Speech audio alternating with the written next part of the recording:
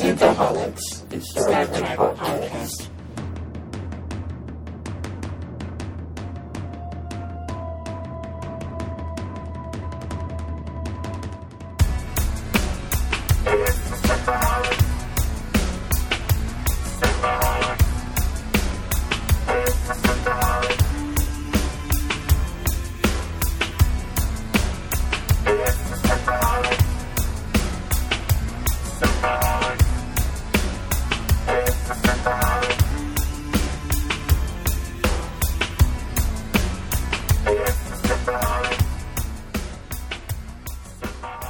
Welcome to Synthaholics. This is your host, David Duncan, and with me is... Aaron O'Brien. And Holly is away again. I miss you, Holly. She's gone away to a galaxy far, far away. They're trying to reattach her feet this week. Yes. Good luck with that. They got cut off the last time she was with us, and now they're trying to reattach them. Yes. Hopefully they won't be a centimeter off like Riker's penis or arm, whatever it was. I hope they don't put like duck feet or anything like that. Oh, man, she'd be Howard S. the Duck. Yeah, that would be kind of... Holly the Duck. Yeah, or platypus feet. I knew a guy with web feet in grade school. He swam great. He did swim great. He was the best swimmer. He's the best swimmer. His name is Michael Phelps. No. Well, we chose this topic because we're glutton for punishment. So we're trying to drive our numbers down as far as possible. The Star Trek... Animated series. No. The Star Trek 2009 reboot, J.J. Abrams, that was a smash hit. It was a smash hit. It did really well. It spawned 2 sequels and it divided the Star Trek community. So we're doing great. We're doing great. But there was a little bit of news this week. There's a little things going on, yeah. Little thing. They're talking about Michelle Yeoh getting her own Star Trek series. Yeah. As Emperor Giorgio. Yeah. Expanding what she does in season 2 of Discovery, so a Section 31 show. And I'm all down for a Section 31 show. You've been dying for this forever. I've been dying for this ever since I just discovered Section 31 was a thing. I don't like the idea of it being a Giorgio show. I think they're trying too hard to sell the shows on singular characters instead of ideas. Yes. Because Discovery's been the Michael Burnham show. Yes. And it's the Michael Burnham show. Her dad's a dick, and his brother doesn't talk to her. And sidebox smoking, Vulcan nug. And her mom reads to her multiple 100-year-old books and nothing recent in pop culture. She has no idea what Game of Thrones is or George R.R. Martin. Yeah, Michelle Yeoh, and... I mean, she was wonderful, and I know she's obviously coming back in season 2. I don't like her as the evil person. I liked her as the tutor. Mm-hmm. I mean, I'm excited to see what they do with her as Section 31. Yeah. And to see how her ideals flip, and maybe she'll be more excited because she's got more freedom with Section 31. Maybe she'll be a more interesting character. Right. And maybe this won't be a bad idea, but I wish they would just say, hey, we're doing a Section 31 show, and she'll be one of the leads, maybe. Because Section 31 is an interesting idea, but it seems like they're doing so much to expand. I don't know if I don't know if Lower Decks is going to be Discovery era. They have not said that specifically. We don't know anything about it. But I imagine it would be, and if they're doing this Michelle Yeoh spinoff, it'd also be Discovery era. That's a lot of stuff going on in Discovery era. I wish they would kind of move forward. Let's see. Yeah, we don't know. We don't know. Maybe an era between the TOS show and the movies. Yeah. That's a nice 10, 15-year gap. I just don't think Michelle Yeoh, her character is so diabolical and malicious. Why would I want to tune into this? It's like you're, let's watch a whole movie. Let's do a whole series on Hitler. They're going to do Khan Noonien Singh. Apparently, that's one of the things that are in the works. That's what Nicholas Meyer left Discovery to work on, a Khan series or a Khan short story. It's an interesting concept, and it could concept, but it's not. It's not like endure. He's not like you're like, I want to know more about Khan. Khan's a dick. He's. Oh, I guess we're done. He forces redheads to give him blowjobs, and that's right, and beats them, then makes them ask to stay on to get beaten some more, and then gets killed when she decides to. I don't know. It's all those things. It's like it's not really why we watch Star Trek. No. Star Trek is the eternal hope that the human race can rise above our differences and reach for the stars and explore and be better than who we are right now in this very moment in society and our culture. And I just don't see why we need to see that. And since Discovery got shot down as a anthology show, making a Section 31 show would be the perfect anthology show. It could be a better one for sure. Because you could just see like they're dealing, because you don't need a ton of Section 31. I mean, you could make a 7-season thing of Section 31 just during Discovery era, but that would be boring to me. I'd like to see how they've meddled with Star Trek through the years. Like, make him tie into different episodes. Now like, you're just talking about your wet dream for Section 31. Do something clever. Yeah. I mean, like, to me, that would be clever. Like showing what happens, like what their behind the scenes were in some of the movies. Like you know, make him tie into existing canon and be like, and make them interesting and make them like, without Section 31, like stuff with Kirk would have failed or something like that. Well, and I've brought up the play before. The movie is Rosencrantz and Guildenstern are dead. It's like the behind the scenes of what happens during Hamlet. Yeah, exactly. Like, that would be great. Like do that, but with Star Trek, and Section 31 would be a perfect thing for that. I mean, they would. Not tribbles and tribulations. Trials and tribulations. Yeah, I mean that's another great way how they're kind of working behind the scenes, you know. Yeah, but a whole show where things are working behind the scenes of what we know, that would be so much fun. There could be so much stuff they could do with that. It would be fun. But of course, they're trying to establish a new visual look for Star Trek, so they couldn't do that because that would ruin their newest visual aesthetic. Wah, wah. Talking about jumping around, let's go 1,000 years into the future. Oh my god. So Star Trek's number 2 has come out. The first one was perfectly acceptable. It was kind of fun and silly seeing Tilly being Tilly, and you know, she's not hard in the eyes or anything. Right. And the guest star, she was kind of pretty too, even though she was a weird alien. Calypso, the guy has something against Betty Boop. Apparently he wants Betty Boop for like 3 months inside his escape pod. Discovery finds him. He's insane. And yes, he's watched Betty Boop for 3 months while in critical condition in an escape pod. Her head is so big. But Discovery like track beams him in, somehow gets him to medbay, fixes him somehow. And it's just a computer. I don't understand how the Discovery is this automated. Stuff from the 24th century wasn't this automated. So how's Discovery so special? It's somehow alive 1,000 years in the future. Yeah. The ship's favorite movie is Funny Face with Audrey Hepburn. Nice.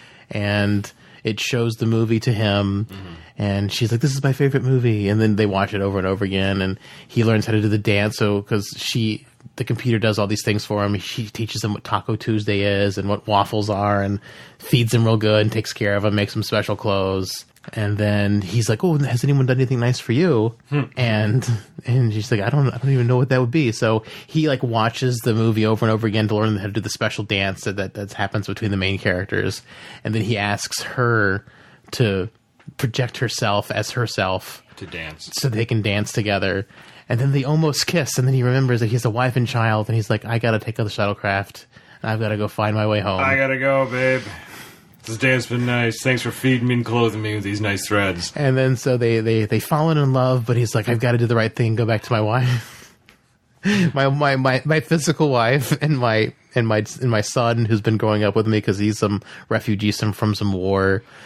Discovery crew were said to have left 1,000 years ago, and the ship was ordered to maintain its area where it is. And so Discovery is sentient now? Yeah, Discovery it's had 1,000 years to figure out sentience, but it won't break its order. It's a friendly sentience. It's not like Dave from Space Odyssey. Can't do that. Or Hal. Hal just died. The guy just died. I just read that. Yeah, 90 years old. I forgot his name, but yeah. Yeah, so it's not maliciously like Hal. It's a friendly, feed you tacos and nurse you back to health computer. I don't know how it fixes them without an actual doctor there. I don't know. I don't know how the ship is still working 1,000 years in the future. It's absolutely fine. All the holograms work, and we don't learn anything about the crew of Discovery. Right. We just said the entire ship left, and we don't even get the name of the captain. So they didn't say, like, Captain Burnham, right? Abandoned ship with everyone. Like, we don't know who the captain is. We don't know if it's the same crew. We don't learn anything. Sure. And so basically, this is the Odyssey in space, cut down to 15 minutes. And it didn't, when I didn't know it was the Odyssey, I was reading about the people's reviews about it, and they were basically saying it's the Odyssey. I'm like, oh, okay. It doesn't make it any better to me that it's a short rendition of the Odyssey. What does it do for Discovery or anything? Just that we know the Discovery survives as a ship?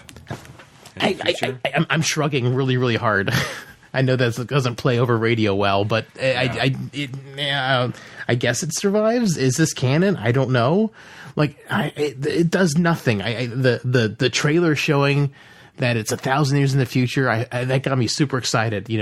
Like, what happened to Discovery? Because we've always theorized that Discovery's gonna get lost somehow. In space, right?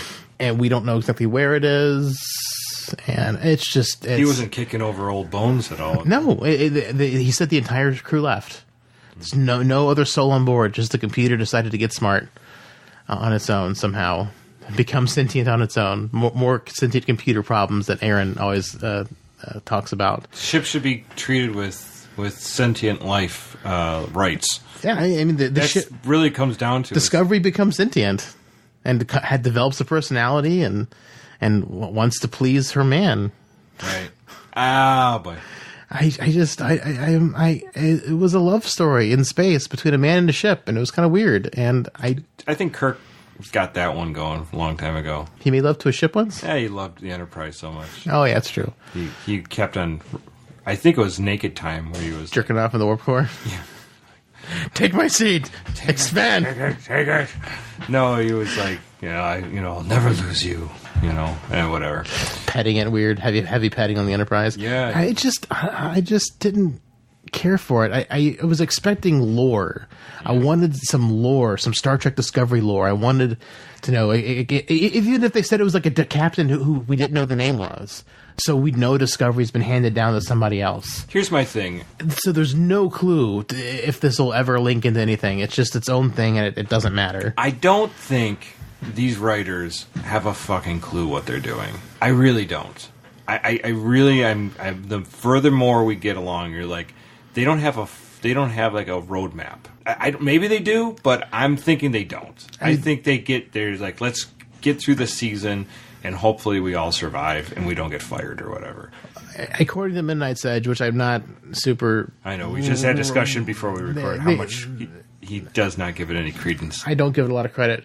But what they did say about the shorts was that they're basically using sets that weren't used.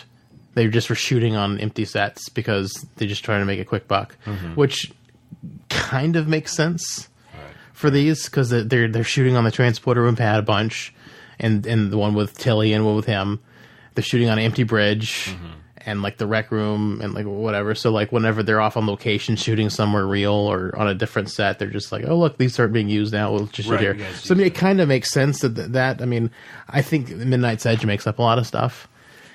And specifically to sow dissension among Star Trek fans or to, add a lot of Discovery hate because they say like things that I've read contradicting reports too. So I'm not a huge fan of them. I think they bring up some interesting points, but they also make up stuff. Well, see, that's the thing is you don't know if they do have sources or they don't. If they don't, they don't say they have sources, but they report things as if they are fact. Without citing sources. I've heard them more than once saying, like, sources from within, blah, blah, blah. I've heard them say that. Doesn't mean they do. Yeah, just because you say doesn't... But newspapers do that all the time. Newspapers say we have sources within the White House. They say but they don't cite those sources because obviously they want to keep those people. So I'm not saying you're wrong. I'm just saying that there is a possibility that they could have something. But I do think Discovery... They're just some YouTube channel. Like, they probably don't. Maybe, but I mean... A lot of views. Yeah, because they're trolls. People like feeding the trolls and seeing what the trolls have to say. That might be true, but and they also tag well. So I mean, anything you look up Star Trek, you'll probably get them in your feed because Star Trek is tagged. So I mean, it's and I know they do come up in my feed. They come up in mine too, and I don't search for whatever. I don't ever search for them, but they come up, and I watch them here and there to see what they have to say. Okay, but my whole point is, I just don't think these people, these writers, have a freaking clue. And as we get into this 2009 reboot, I think we're going to learn still more that guys like Kurtzman, Orci, all these other people are. I'm so scared for Star Trek, guys. Yeah, rewatching this movie has made me so much more scared. Star Trek's not perfect. Never has there ever been a series that's perfect. I mean, maybe TNG gets probably as close to the mark we can ever get. But there's still even problems in TNG. But I mean, there is just too many issues with all these shows and this Discovery. I'm hopeful, but I'm becoming less and less optimistic. I think I've discussed this before. Yeah, last time when I just asked you about your thoughts on Discovery because we were coming short on an episode, I was like, let's just talk about Discovery. What's our thoughts on it now as the new season's coming out? That was like 5 or 6 episodes let's ago. Let's find out where it goes. I'm not going to sully it or just poop on it, but I'm worried. I'm very worried. I think they really don't have a freaking clue. And before we get into the episode, we should have talked about this in the news last time, but episode 200 is coming up. Yes. We want people to contribute like we did to episode 100. Instead of giving us your Star Trek stories or how you got into Star Trek or what you got you in the Synthaholics, this time we want your crazy Star Trek theories because we're going to do Trek Wars. And the thing is, it may not fall on exactly 200 because if Discovery happens before we get to 200, then it may get pushed back. Or we may do 199.23456 to get through Discovery or whatever, and then do this is 200 because last podcast and left did that because they were waiting to do a big episode. I know. So it'll be interesting to see when this falls and when Discovery comes out. I think it'll be after Discovery Season 2. But we want to get everyone's thoughts, any crazy theories, because we want to do something in the style of InfoWars from Mr. Alex Jones. Not that we endorse him, no, or think he's a good person. We just think he's funny. Yeah, because he's so off the wall and so ridiculous, and nothing makes sense that comes out of his mouth. And we think it'd be fun to do a show in the style of Alex Jones, a conspiracy theories. So right. And maybe have Holly do like a mock interview between Aaron and I as different sort of pseudo clones of Alex Jones. Alex Jones, yeah. The Borg are turning the frogs gay. Well, so if you have any ideas, definitely email us at synthaholics@yahoo.com. You can send us voice clips too if you want to have your own clips read over or just played over the air. That would be fantastic too. We could, listen to those and respond to them live. Mm-hmm. Or oh, that's crazy. That's not even crazy enough for me to say. Something. We could do things with it. So we were looking for definitely some listener participation on this to make it kind of a special episode for episode 200. Right. Or whatever episode it happens to be. But that'll be our anniversary episode. Yeah. Right. Yeah. Well, cool. So send those in if you have any ideas. Even if you have like a twinkling of an idea, let's get into some of that and try to figure out what. And specify what era you'd want it to be in, like Discovery, Next Gen, Voyager, whatever. Well, we can place that too. If it's like a specific. Time period. Well, so the JJ reboot, Star Trek. Star Trek is the worst movie. Definitely get reviews. This was released on May 8th, 2009. As we mentioned, written by Roberto Orci and Alex Kurtzman, directed by J.J. Abrams. Movie did very well. Budget of $150 million, and box office drew in $385.7 million. So did a little more than double. Yeah. So that's good. So we start off. We have the Kelvin. The Kelvin out in space. And the opening shot, this is how Star Trek Discovery should have looked. Yeah. Clear views of the spaceships. Right. Because they got the angles, they got like some of the camera angles and shots done, but like just everything was so muddy in Discovery. And they had good shots, good models, because you do see them clear once in a while. Sure, absolutely. So, the Kelvin sees a lightning storm near Klingon space, and they think this is a black hole. And a massive ship called the Narada emerges and opens fires on the Kelvin, and the Kelvin's no match for the Narada, and it beats it up enough, and then they cease fire, and they ask for the captain to come aboard. And so he takes the shuttlecraft across. And he gives his lieutenant, second command, George Kirk. Command.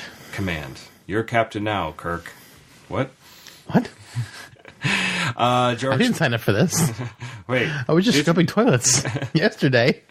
The Captain Kirk, Captain Kirk's father, James Tiberius Kirk's father is George Kirk, if you didn't know this. And if you didn't know that, I don't know why you're listening to this podcast right now. His wife is pregnant with James Kirk and is about to give birth, and during the fight must have induced labor somehow. Stress does that. So as the captain goes across into the Narada, the giant tentacle ship, the Captain Nero is the so much hentai. No. The captain gets raped over and over and over again. They ask, do you know what the ship is? And they shows an unknown ship. Do you know who Ambassador? Where I'm not familiar with him. With Ambassador Spock. What's the date? What's the star date? What? Where are you from? And then he realizes they're in the wrong time period. And as soon as he tells them the date, he gets a spear through the chest. Yeah. That's what you get for being the bearer of good news. Yeah, Nero throws a spear right through his chest. Then they realize that they're in trouble. Kirk orders a evacuation. The ship to abandon ship, and he's going to use autopilot to crash into the Narada. But then he realizes in the middle of the fight, taking on damage, that the autopilot has been broken, and he has to do it. Can't you just punch into the computer to go to this coordinate? You have to do it anyway to go manually, so just doot and then get on the escape pod. Maybe it'll miss, but ship's rocking. Yeah, it's rocking. So the ship's like a mile long. You're gonna hit part of it. Somehow you're gonna hit some of it. Come on. Well, so there's a discussion, obviously, about with his wife as she's giving birth, as they're escaping, and he's protecting him too. That's the other thing I did notice until watching that he was actually shooting off the missiles from the Narada, because some of the shuttles didn't make it. Some of the shuttles got shot. Yeah, they got shot down by the Narada's missiles or torpedoes, whatever they were. And they name his son James after his mother's dad. So, and his middle name is his dad, Tiberius. Yes. Tiberius, that's the worst. It's the worst. Can't believe they have time. As fast as ships go in Star Trek, I can't believe they have the time for this huge, long dialogue. I mean, it's touching. It is, but it doesn't make a lot of sense. And that was the one thing we were talking just before we started recording, is that something that really hit me when I was watching this was how artfully done is during the time where the ships, the Kelvin and the Narada are exchanging fire. There's explosions everywhere, but the sound has all been muted, and you just have this symphony of music playing over it. Emoting the tragedy of what's about to happen. That George Kirk is going to die. Mm-hmm. That Kirk's never going to see his father, and it was really artfully done. Well done. This opening is easily the best part of the entire film. Yeah, there's some good parts too. I'm not saying there's not other good parts. I'm just saying this part is almost perfect. Yeah. It's a great opener. Yeah. It's got great action. It establishes this is what Star Trek could be on a big budget, with some great shots of the Kelvin. Someone getting blown out into space and bouncing off the phaser pod. Yeah. It's so much about this scene is great. It's emotional with Kirk being born and the husband and wife never seeing each other again, him sacrificing his life. It's just so well done. And then you have that great intro with the music and the big the Delta shows up. The music and the visuals, it's perfect. Like that opening is perfect, except for, like I said, the one nitpick I have is I don't know if they have enough time to do all that dialogue while he's like driving into the ship. Right.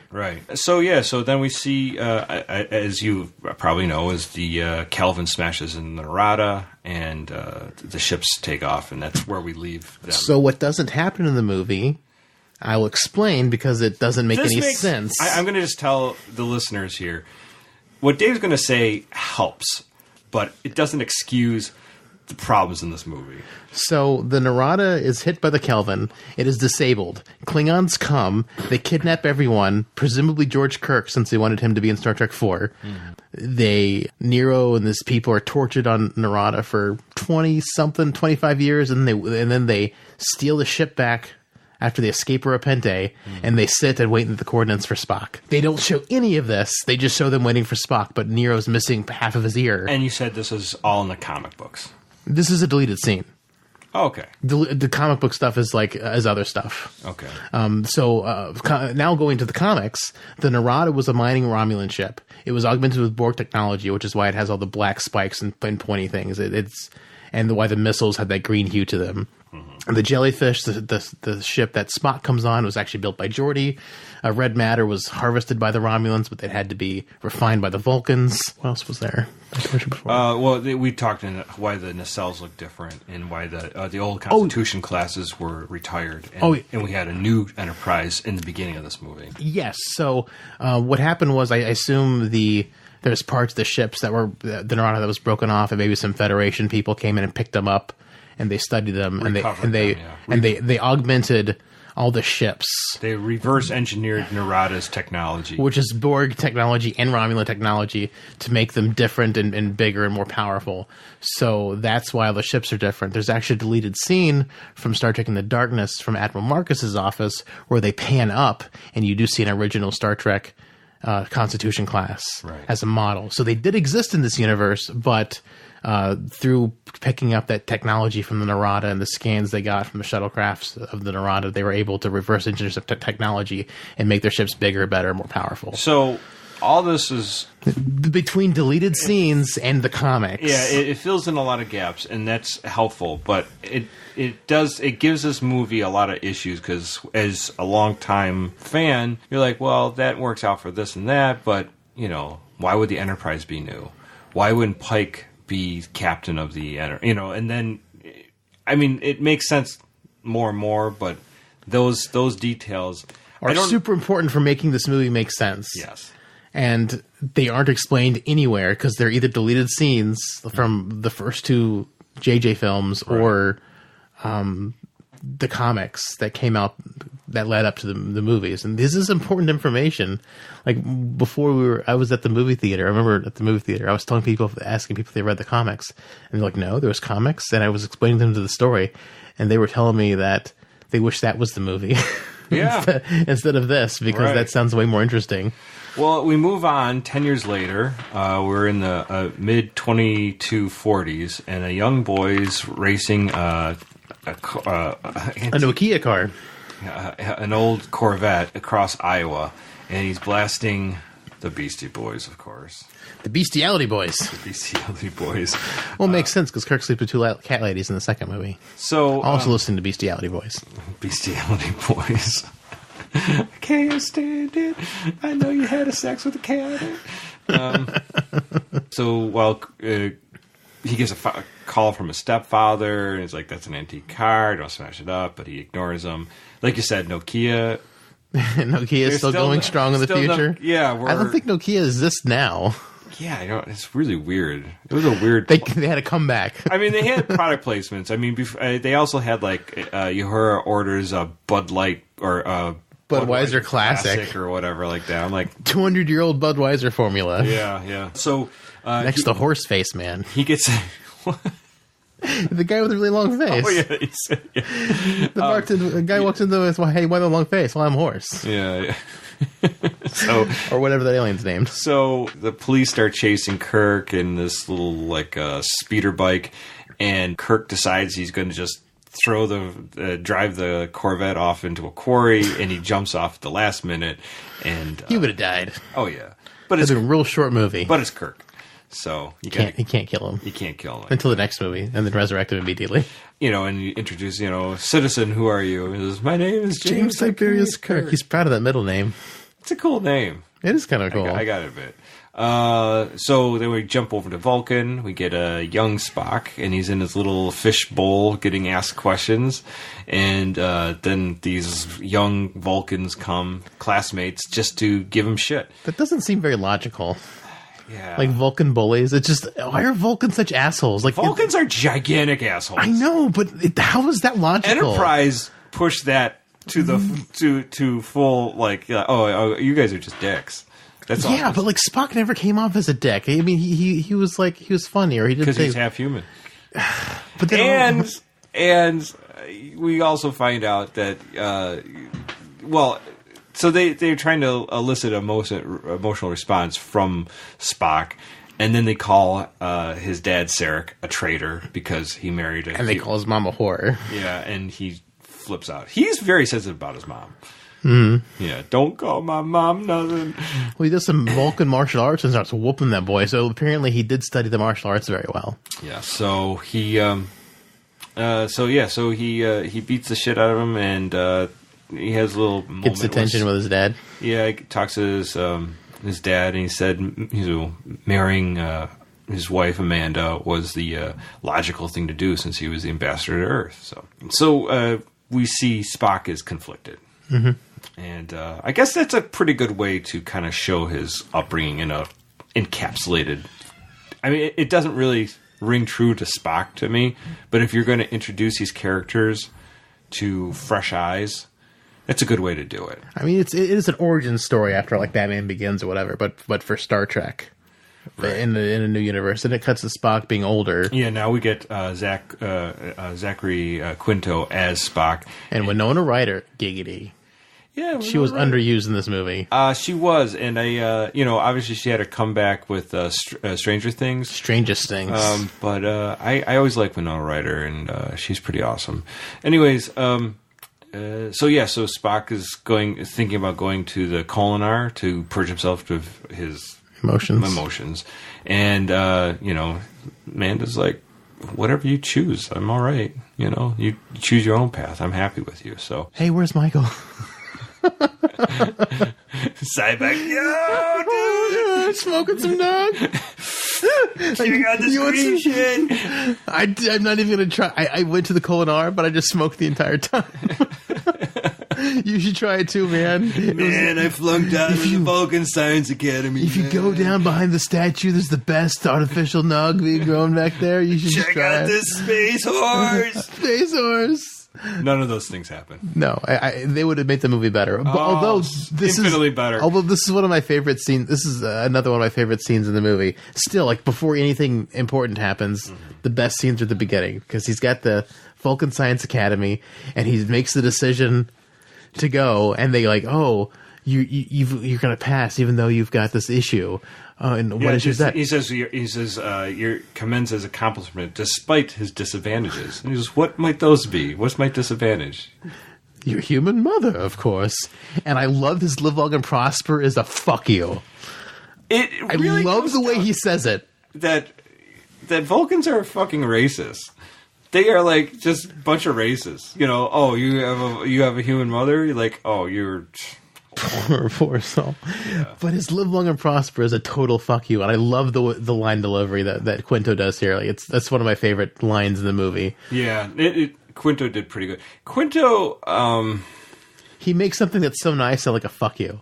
It's great. No, but he plays Spock far more emotional than Nimoy did. I think he had to because of the type of role it was. But also in that scene when he sang it, he looks like just like Nimoy. Well, he does. He looks like him, but in that scene is the most Nimoy he looks, I think. I think, and this is my opinion, I wish we had Holly. I think Quinto is a more attractive man than Nimoy. I think he looks... He's more of a pretty boy than Leonard Nimoy was. But in that one scene, he just was so close. Yeah, no, but my point only being is, but I don't think you could get a better actor to really embody. I guess we'll find out in Discovery Season 2 how that new guy is. I don't know. Right, but right. I really wish they gotten Quinto because Quinto's delivery on the lines is so good. Yeah, he does. And he got tutelage under Nimoy himself. Yeah. No one is more qualified to play Spock than Quinto. Absolutely. Now we jump to a bar in Iowa where a young Academy cadet, Uhura, meets up with James C. Kirk at the bar. Now, Kirk is not in the Academy. He's just a Iowa lowlife scrub, just hanging out at the bar, trying to hit on genius level repeat offender. And he, when he starts hitting on her, he gets one of her Academy friends, mates, I don't know, says, is this guy bothering you? And she kind of makes a joke, I can handle him. But then he says, it turns into a fight. And Kirk gets his ass whooped. Although he does pretty good against the four or five guys. Yeah, and he's a pretty bold. Like, get 4 or 5 more guys, then it'll be a fair fight. Right. He does, like, he encourages them, and he allows himself to get sucker punched, which he's like picking a fight, but then he's like not going to start it either. Yeah. He's like picking it with words, but he waits for them to throw the first fist. So obviously not a brilliant tactician yet. No. But might be just looking for. I think Kirk is looking for something bigger than himself, and that's the reason why we see him. He gets himself into things like he crashes the car. He does this. He's reckless because he needs something to focus his energies on, and he is reckless without it. You know. Yeah. So during the fight, Kirk is getting his ass kicked, and Pike shows up, and he tells him to knock it off, and Captain Pike just hangs out and you can whistle really loud. You can whistle earlier. Pike realizes later on that Kirk is George Kirk's son. Looks up and he says, you know, like your aptitude tests are off the charts. Why are you not in Starfleet? Your dad did all these great things. He saved 800 lives or whatever he said. He was captain for 7 minutes. I dare you to do better. Yeah. And that's all it takes. Just dare Kirk to do something and he'll do it. It's like, I'll do it in 3 instead of 4 years. And So then we see Kirk the next day. So I guess that means they weren't like Uhura and all those guys were first years. So if it takes 4 years for everyone, he does it in 3. So he just like catches up to everybody. I suppose, yeah. I mean, that's the only thing that makes sense if he says he's going to do it in 3. Because that means Uhura and Cupcake would have had to do it in 3 too. Time-wise, a lot of this stuff doesn't totally make sense because, yes, maybe Kirk didn't join. I mean, well, Spock's the commander. Well, right? Spock's the commander and has designed the Kobayashi Maru test before Kirk even goes to school. Because if you think about it, Kirk, during time when Spock was... I don't know, was he commander in the cage? I don't think he was, because he had number 1, so he probably was a lieutenant at that time. Probably. But, like, Chekhov would be far too young. Well, he's 17 in the movie. So, they did de-age him. They did de-age him, but he shouldn't be through the academy yet. Well, he could have started the academy at 12. Like you said, he's a Russian prodigy. I mean, they have like 12-year-olds in college, right? So, I mean, like, you know. Doogie Howser's kind of thing. Yeah, sort of like that. Yeah, okay. 12-year-olds teach in college because they're so smart. Let me tell you about life. Let me tell you about the quadratic formula. So Kirk takes his motorcycle. He kind of like has a come to Jesus moment, looking at the Enterprise being built. Like, yeah, I could do this. I could do that. And he decides jack off into those nacelles. They're so big. Those are bigger than I thought. So Teddy fucking them. Oh jeez. He shows he shows up to the where the cadets are all leaving, and he gives his motorcycle to the first person who compliments it. That's a nice bike, man. It's yours. Thanks. Shake the back pocket. It's got some nug in it. It's got some nug, some Vulcan nug. Got from a guy named Cybok. He came here on a space horse, man. It was so rad. You're so cool. The space horse is never going away. No. So as he goes in, he sees Cupcake, the guy he got in the fight with, all those guys from the bar, and then Uhura sees him. He kind of says hi to her, and she's like, "Oh God, not that guy, not that douchebag." And then he meets McCoy, and McCoy's going to threaten to barf on him. I might throw up all over you. And he says, he's talking about all the stuff that could go wrong in space. He's just like, got news for you. You know, Starfleet operates in space. He goes, I know. There's just nothing left of me here. Wife took everything in the divorce. All I got left is my bones. My boners. So. All I got left is my boners. My boners. So, we get... You gonna be all right? Nope. All right. So 3 years later... I'm fine. That's funny. 3 years later, the Narada is waiting in unknown space, and that's when Spock shows up in his spinny ship. Geordi makes the most annoying sounding ship ever. It's like Zoidberg. Well, it's Three Stooges. Oh yeah, Three Stooges. It's Curly. Yeah. So, yeah, he makes the Curly noise. But it's cute when Curly does it, and it's funny. I guess a little bit. I love Curly. He's my favorite Three Stooge. So they capture Spock, And next we're back in Starfleet, Starfleet Academy. Kirk is sleeping with a green chick. Kirk is going to take the Kobayashi Maru for a third time. McCoy thinks he's crazy. Of course he is. And then he's got to study, and like you said, he's sleeping with the green chick. Now, I just got to say, with technology today, it's obviously that the green stuff is painted on her, and it just doesn't look very realistic. I mean, it's pretty good body paint, but with CGI, couldn't you have, like, enhanced it a little bit? Yeah, I mean, he does a lot of practical stuff in this movie, hence the beer refinery scenes where they're running through the beer room, and not over-reliance on CGI. Which, I mean, I guess is sort of commendable, but it's also sort of lazy, like not designing sets for the ship. Right. Or very little. So, also a deleted scene, which is super important. The green chick he's sleeping with is the person who helps him sabotage the Kobayashi Maru. No, that's interesting. She installs the virus for him. So, Kirk isn't half the genius that he portrayed him to be. So, he utilizes people. Yes. Right. So in the deleted scene, like I guess he gives her the code, the virus. So I guess he designed it himself, and he just has her implant it during the test, which is why the test goes and then it comes back up. Yeah, no. It's when she installs his algorithm. Right. So I guess he's smart. He just got her to do it for him. Is that smart or just manipulating? But how do you cheat the test when you're in it without help? Obviously, like I said, I just assumed he had like they said, a subroutine, and it just kicked in at a certain point of the game or the Yeah. While he's in there with the Orion cadet, Uhura walks in. That's her roommate, and she talks about how she received a Klingon transmission about 47 battle cruisers being destroyed near a prison planet. And then she hears Kirk, and he goes, "Oh, that's really interesting about that transmission." She kicks him out. Yeah. So I mean, I guess if you know Star Trek well enough, you could have put together that they escaped from Repente, but it's such a throwaway line. You don't even think about it. Honestly, before you even mentioned it, I wouldn't even know.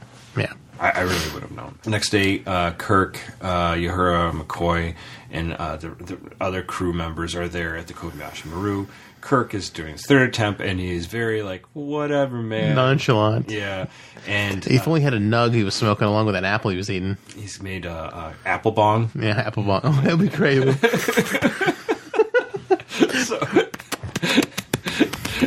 He's kicked out of Starfleet.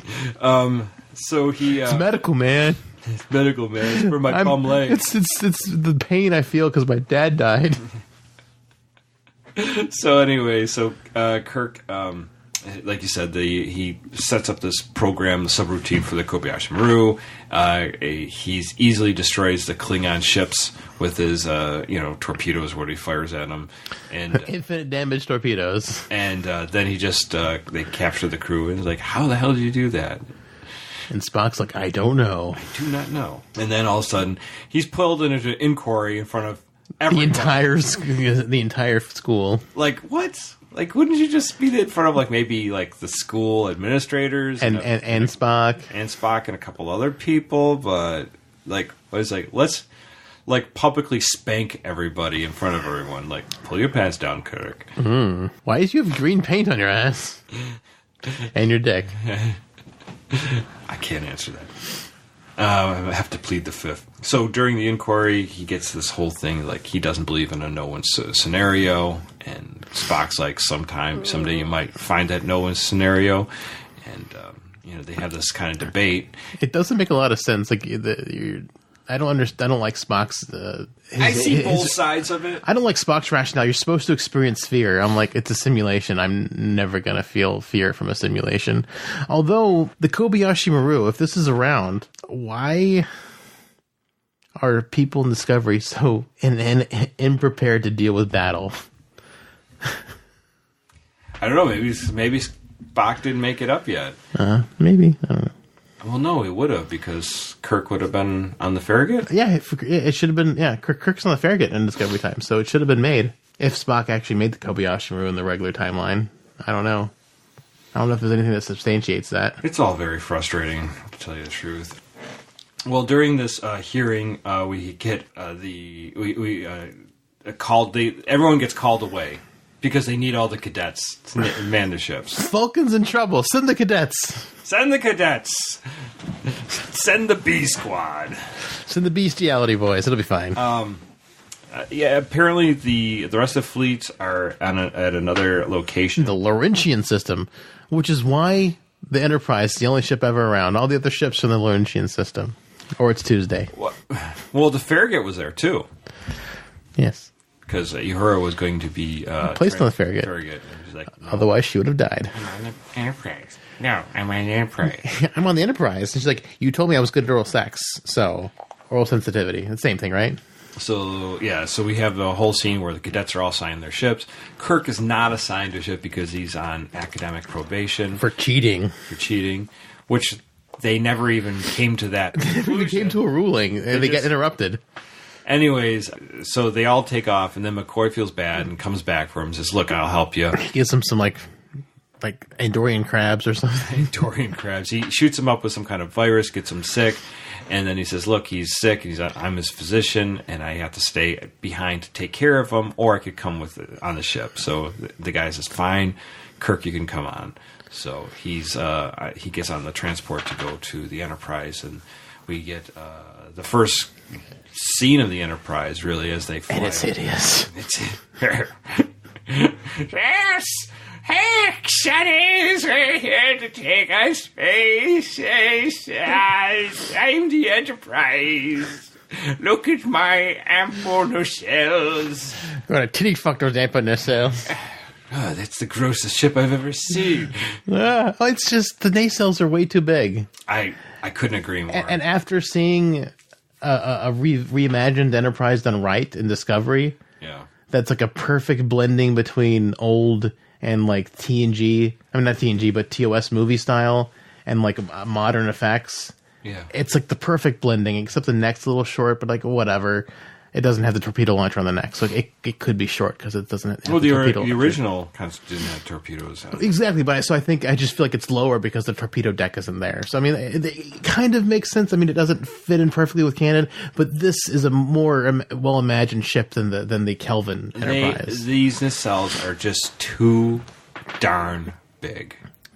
You know, there's a point in a woman where his boobs are too big. Same thing on Enterprise. The nacelles are too big. That's just too big. Discovery nacelles are long. That's just too big. There's not much I can do with that. But they're not girthy.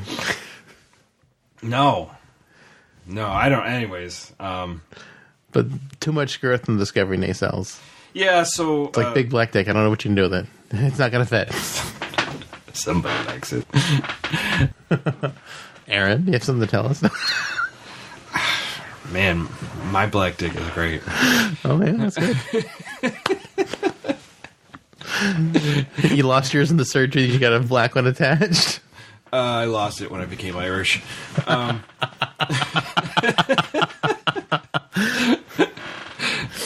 that's great. God says, nope, that's not him. Anyways.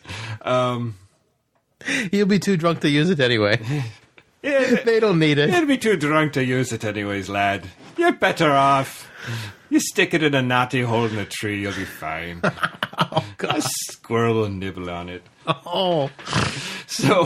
Stick it in a woodpecker hole. Woody Woodpecker. Yes. I never put that together. Woody Woodpecker in the cartoon, he's actually a sexual reference. He is.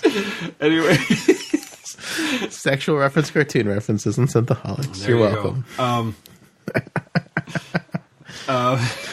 So they're all ready to take off. McCoy gives Kirk some kind of sedatives, gives him antibodies to get him better. So the whole fleet takes off, and Sulu can't seem to figure out how the warp engines work. So good job, Sulu. Inertial dampeners are on, whatever that I guess means. he had to have an introduction with Sulu. But it was kind of like... Kind of dumb. Yeah, come on. It's Sulu, man. You're a pilot, aren't you? It's like... Sulu's like... If you give Sulu anything, you know he's got to be a good pilot. You know?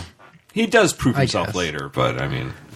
It's a It's a funny joke. Well, I do like, because I like how we just watched Cat's Paw not long ago, because we do see Sulu do some like martial arts, and they got a choreographer and they taught John Cho how to do some martial, or they got a stuntman or whatever. But it looks like he can actually do martial arts, which is kind of cool. Right. Versus like Sulu's like, I mean, George Takei's really sad attempts of trying to do karate because he's Asian, or them telling him to do it because he's Asian.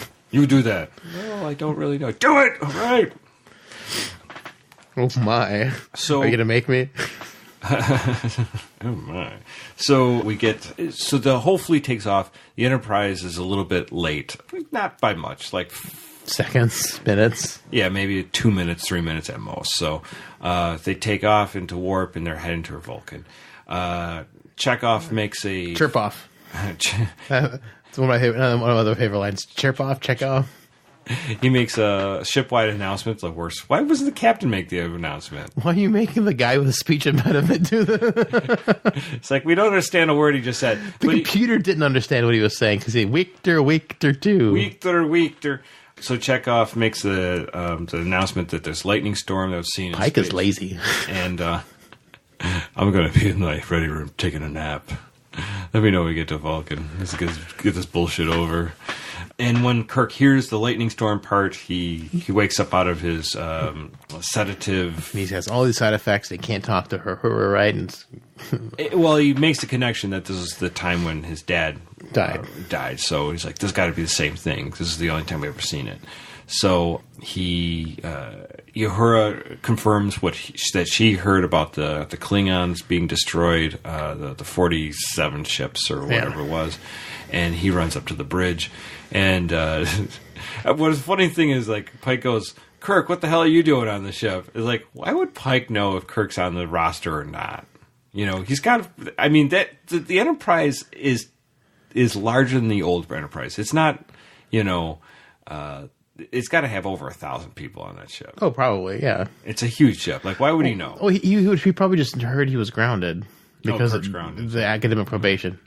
Not necessarily the. Remember, they all left super manifest. quick too. But I guess, but I don't know. It's plot. This movie's all full of lots of little plot holes. I know. I just was like, why do you know that? I understand if Spock knew it, but maybe Spock told him. Who knows? But anyway, so Kirk gives his theory, and Spock even says, "Logic is sound." Logic sound. It could be, and so when they get out of warp, he's proved right. The fleet's destroyed. How did the Kelvin last 30 minutes against Narada, but the fleet couldn't last 5 seconds? Makes zero sense. I don't know. And they're being blocked. The drill that's shooting into Vulcan is blocking transporters and all communications. Yeah. It made me think of the Phantom Menace when they're like, "Oh, we must be preparing for war because we lost our transmissions." The old guy talking to Natalie Portman. Like that scene just made me think of that. Like, oh, he's taking this thing out of Star Wars. But why? Why does I don't doubt that the Narada, the giant ship that it is, the Borg technology, has the ability to block transporters and communication. I mean, I could see that a big ship being able to do that. But why is it centered in the drill? It makes zero sense. None. It's a drill. Its purpose is to drill. It's not the communications blocker. It's not the transporter blocker. It is a drill. I get it. And the drill is lowered down like miles and miles of cable to the atmosphere. Yeah. Doesn't Vulcan have like surface-to-air phasers, surface-to-air torpedoes, shuttlecraft, transporters to beam? Fleet. Oh, a fleet. I mean, of course they've got a fleet, but they're also in the Laurentian system.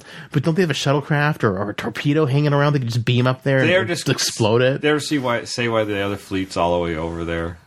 No, they just say it's in the Laurentian system. In any of the background scenes or any of the comics or anything like that? No. Anyways, so the Enterprise is closing in on the Narada when Nero sees the ship and he sees the Enterprise, and then he makes a call and he introduces himself, which is a kind of funny scene. Hi, I'm Nero. Like he's hi. Hello, Christopher. I'm Nero. I'm like, hey, dude. Hey, what's going on? I just destroyed your fleet. It's cool. You know what? What's his name? Eric Bana. Because he was in the first Hulk before the Marvel Universe thing took off. Mm-hmm. He was it, and I never liked him. I kind of like Eric Bana in this. I don't. I thought it. I thought it was a weird take for them to use. Yeah. Hi Nero. Like it's almost like it was like a Hi, I'm Nero. weird directing on this scene or whatever. Why that it feels like it was a bad take and they left it in. Yeah, so casual. And then he addresses Spock, and Spock's like, I don't think we know each other. Not yet. Yeah, we will. And but he singles out Spock, obviously. So he realizes, obviously, Nero's smart. He knows this is early Spock before. In the comics, he got to read all the database things like Khan did. He was hanging out with Spock, and he got to read up on Spock and his past and whatnot. Gotcha. Right. Well, that makes sense. Yeah. That's why he's got such a hard on for Spock of the Enterprise, because he knows about it, because he read about it in the computer systems. Sure, absolutely. So he has Pike transfer over to try to work something out, and they're like, there's no reason to go over there. He's just going to kill you. Yeah. He's like, I gotta do it. I'm like, oh, I didn't give the shipwide announcement, so I guess I gotta do this. Kirk, you're second in command. Spock, you're the captain. Sulu and Red Shirt come with me, and Kirk, come with me. You're not supposed to be here. You guys are gonna jump off into the drill and shoot it with your handheld phasers. I know that Pike is in Kirk's corner, obviously, and but I do find it a little stupid that he would make him second command. Well, apparently Spock doesn't even listen to that order because he abandons him on. I know, but it just doesn't make any sense. Like Spock should have been court-martialed for that. Yeah. They said he was kicked off for mutiny. He didn't mutiny. He was just arguing with him. He wasn't arguing. I mean, he was arguing. I wouldn't call it mutiny, but he was being insubordinate. Yeah, but that's not. I find it strange that he would have kicked him off, though. There's this thing called the brig, but we didn't build a brig set, so we're going to shoot him off into a planet that Spock happens to be on because plot convenience. But Khan could be in there. But Khan could be there, but also Scotty and Keenser, his figment of his imagination. I still think that's my headcanon. Someone else had some acidic blood or something. I'm like, yeah. Yes. So anyways, Kirk and Sulu and Engineer Olsen he says it's engineer. Should we fix the ship because we just got walloped? No, you jump out. No, you jump. I just like how he calls for people with advanced hand-to-hand combat. Kirk asks Sulu what he's got, and he says fencing. What does Kirk have? Bar fight? I would say Kirk probably knows how to fight. No, but Kirk's specialty is bar fight. That's not even an actual That's a skill set. Like in D&D, he's brawling. Yeah, he's a brawler. He's not really good at actually martial arts. That's not a specialty. Where Sulu should have said, "I'm a martial artist," or they said fencing because he had the fencing sword in the movie. But can we talk about Olsen for a second? How crazy he seemed. He's like, "Yep, I got those charges." He seemed like Malcolm from Enterprise. He seemed a little insane. No, Malcolm's reserved. This guy seemed like he was I'm ready to blow shit up. But he seemed like Malcolm if Malcolm was high on shrooms or something like that. He was out of his mind. He smoking that horse nug, that space horse nug. I think I would chill him out. I think he's doing speed, amphetamines or something like that. He's like, yeah, let's do that shit. Vulcan meth. He's doing some green meth. He's doing some cocaine or something. Anyways, turn into a raging asshole. So they do this skydive. The skydive thing, I think it was clever. It's kind of neat. It's first time we've ever seen anything like this in Star Trek. Obviously, they do it again in Into Darkness. I mean, not the same, but they got It's a similar vibe to it. But it was really, really creative for the time. I thought so. We never. It was neat. We never saw anything like that before. So yeah. So they all go jumping off while Pike flies over to the Narada. Oh, so why couldn't the Enterprise shoot a torpedo guided and hit the thing? There's so many things they could have taken out the drill. Why did they need to send people down there? So they could have a skydiving scene. That's why. True. Good point. So or beam a torpedo to it. Olsen does not make it. He doesn't want to deploy his chute. He pulls his chute at 200 feet or 200 meters or whatever, which is stupid. Like they were like at 1,000 or 2,000 meters. They were like pull their chutes, and they're like, he's like, ah! And then he gets pulled under into. Well, his chute gets caught in like the in the different things, and he gets swung into the drill, just vaporized. And at least he didn't suffer. And he was dead before he knew it. And Kirk lands. He has some difficulties, but he lands. And Sulu almost gets vaporized by the drill, but he pulls himself back in too. So he uses his chute to pull him up. And then they have a brawl with two Romulan miners. I guess, yeah. They're all miners. Dynamic. They're like 3 or 4 years old.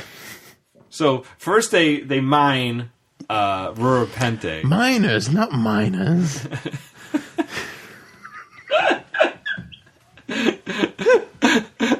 I'm only 4 years old. They're Cass. Captain Kirk, don't kick my ass.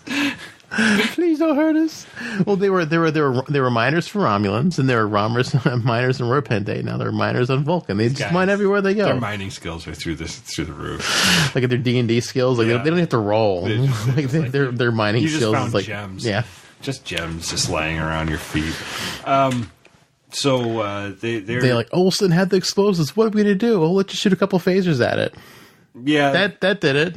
Yeah. And then, again, surface air phasers. Doesn't Vulcan have a shuttlecraft? And then they start falling, of course. Kirk, Sulu falls. Kirk jumps to try to save him. Deploys a chute. The chute does not hold. It's not a tandem chute. Does not hold them. It's not tandem. It's only built for one. Do you have that expert opinion right there? Yeah. Okay. So they're falling, and this is where Chekhov beams them up. Right before they hit the ground. I think they would have died. How long he took him to run down to the transporter room. Oh, yeah, they would have hit. Yeah, I thought that was a little ridiculous. It took him a long time to get to the transporter room. It was a funny scene. It's a fun scene. It's like action. You get your heart pumping a little bit, but like they weren't that far up, I don't think. Well, even if they were that far up, I mean, and like, whatever, doesn't matter. It takes like 2 or 3 minutes to free fall. Oh, yeah. Right. Pike's on the Narada, and he basically just is subdued, and I mean, there's not much to say. Pike kind of gets decommissioned for most of the movie. Most of the movie, yeah. So during that time, Nero, they find out his drill was destroyed, but they already reached the core, so it doesn't matter. And he just deploys the red matter, the dumbest, boringest name for a doomsday thing. The red, the black hole maker. I mean, the black hole maker sounds pretty dumb too, but at least it's descriptive of what it does. I know, like, what the hell? Red matter is just like, oh, it's red. The red matter. Never described what it actually is. Is it antimatter? We don't know what it is. It's the cum matter. Yeah. Anyways, so the red matter is deployed into the core of Vulcan.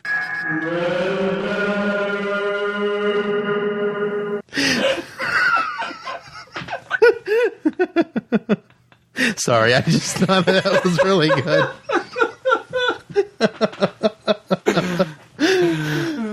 It's red matter.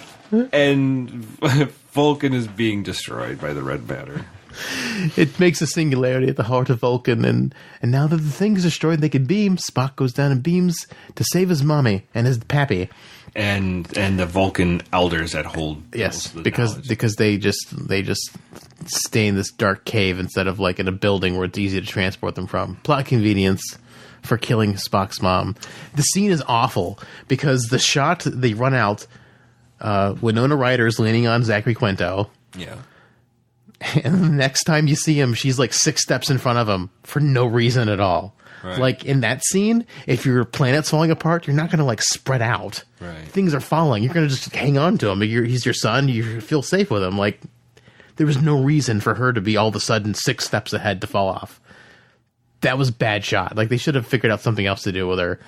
Well, like, or maybe she falls like right next to him before, and he almost falls, and they can't. But I mean, the fact that she's so far away makes no sense from a narrative standpoint. Like, why would you leave the safety of your son's embrace? Or your husband's embrace, who's also 6 feet behind you. Like, why didn't she run back to him? Like, she ran forward? That makes zero sense. You're running toward the danger because this one shot, they're holding each other, and the next shot, she's by herself. Honestly, that didn't bother me as much. That's sloppy. They couldn't beam her up, but they could beam Kirk and Kirk falling at terminal velocity. She hadn't even started to get terminal velocity yet. She maybe dropped like 4 feet at most. Yeah, it's just... It's so dumb. It's dumb. But, I mean, she shouldn't have fallen in the first place. She would have been, like, in real life, she would have been holding on to him for dear life. Well, whatever the case is, I just think that was obviously plot convenience to kill his mom to make So Spock's... more unhinged. Yeah. Well, Kirk lost his dad, so Spock chose his mom. We don't have our parents anymore. So that way they can become... They can swap parents. They can get married. Yeah, and they can be Sarah. Yeah, they could be brothers. Oh, that should have been Star Trek 4. Yes. Forget George. Oh wait, but George Kirk would come back and he's all angry. He's angry that Sarek has married his wife. Stop sleeping with my wife. I've been repenting. Be your mother lover. You could. I've been sleeping with Martia. It's the Parent Trap. It's Star Trek Parent Trap. Yes. Yeah. So with Lindsay Lohan. Lindsay Lohan should be in Star Trek 4, so they could do the Parent Trap. So now, so Vulcan is destroyed, and the Narada takes off into wherever. The sunset. Yes, they finished their mission. Spock's crying. Dun, dun, dun, dun, dun, dun, dun, dun, dun. Oh wait, that's the wrong music. So Spock is the acting captain. Kirk is second command, which nobody believes. And Spock basically says there were 6 billion inhabitants on the planet, and now there's maybe 10,000 at most. I'm going to put myself on the endangered species list. We have to break up. I have to start boning Vulcans. I don't think they're going to like a quarter Vulcans. Yeah, exactly. So Uhura comes to comfort him. We got a hint, obviously, when Uhura says, "I'm not on the Farragut. I should be on the Enterprise." But this is the first. And her oral expertise. This is the first time we get like, oh, they're making out. Spock and Uhura are a thing. And that was shocking to me, honest, when I first saw this movie. She leaves him for Scotty. In Star Trek 5. The sexy potato chip time. What did you think about that when you first saw it, or do you not even care? Didn't care. I just don't understand. I feel like it was in the preview. I feel like I knew. I feel like it was a known quantity. I don't think I saw that. I don't know. I can't remember, but I remember being like, Spock with Uhura. Okay. I'm not saying it couldn't happen, but it seems very improbable. I think they did it to make her more important. I think they wanted the female character to be more important in the thing, because Bones was always the third most important character. Bones gets marginalized in this a lot, and then she becomes the third most important character. In Into Darkness, Bones is barely in it. Yeah. Which was great about Beyond, because Beyond, we got a bunch of Bones, because Bones was with Spock. Yeah. So she tries to comfort him. Back on the Narada, Nero is asking Pike for the security codes to get into Earth. Like, Pike would know that just off the top of his head. And he says, I won't do that. Then he gives him the SETI eel. It looks like a SETI eel, but it does work different things. And, well, it's similar things. It goes into your mouth instead of your... He said SETI eel. He did say SETI eel? He said SETI eel. But SETI eels go in your... Ears. Dave. It's fucking Kurtzman. Oh, okay. And he goes into... Actually, this is the first time Nero kind of goes into the whole backstory of what happened. So stupid.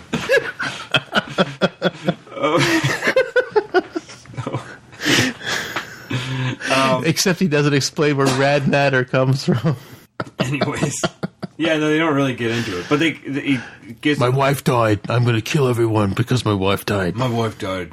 My wife was pregnant or had a kid. I can't remember. Now it's been 25 years. Both. She's sleeping with my neighbor now. So we get that scene, and then we jump back to the Enterprise. Spock is saying that the Narada must be coming from the future, and that there's an alternate timeline. He wants to meet back with the fleet and to regroup. And Spock's like, they're heading to Earth.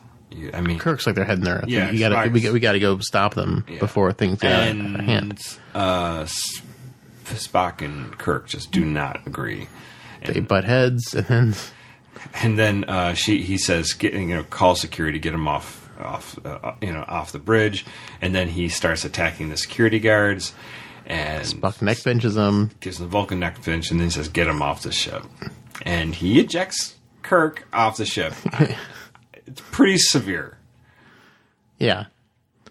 Maybe he realized that Kirk is like an unknown quantity that he can't deal with, so he's just like, get him off the ship. It's just such a weird decision. It makes no sense. He's defying Captain Pike's orders wholeheartedly, not taking his advice the way Captain Pike like just work with him. Yeah, like he's it's just, but it's just plot convenience getting him off so he can meet Spock Senior on Delta Vega, and so they can meet Scotty, because it's like an hour and 36 minutes in the movie before you even see Scotty. I know, right. So moving forward, Kirk is chased by a couple animals. He's down on Delta Vega, this ice planet, and he gets basically an ice Hoth planet. He runs from 2 different animals, and where Spock, Nimoy Spock from Prime Universe, saves him and is like, with fire.